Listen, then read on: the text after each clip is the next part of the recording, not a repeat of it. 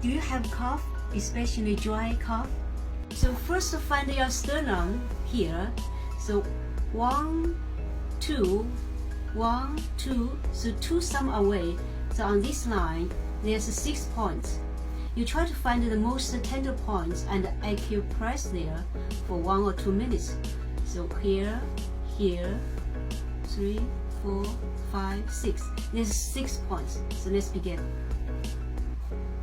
Sternum, and then 1, 2, some away. So beginning from here, collarbone. Right below the collarbone, 1, 2, 3, 4, 5, 6.